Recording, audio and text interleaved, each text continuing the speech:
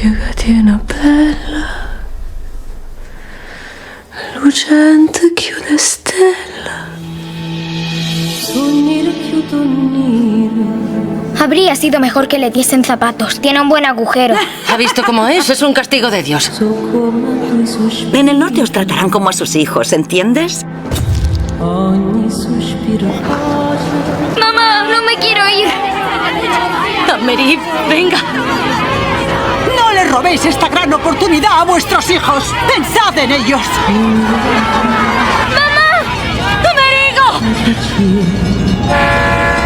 ¿Llegaremos?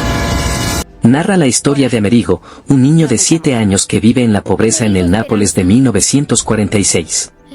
Para salvarlo de la miseria tras la Segunda Guerra Mundial, su madre toma la desgarradora decisión de enviarlo al norte de Italia en los trenes de la felicidad, donde es acogido por una familia más próspera.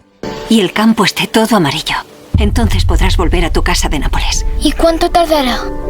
El tiempo pasa rápido. Se te da muy bien, sí, pero alguien te ha enseñado algo de música. Mamá sabe cantar muy bien. Se ha olvidado de todo, incluso de su madre. No te quiere ni ella, por eso has venido aquí.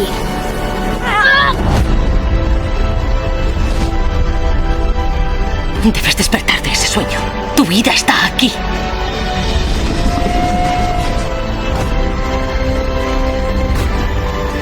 A veces te quiere más quien te deja marchar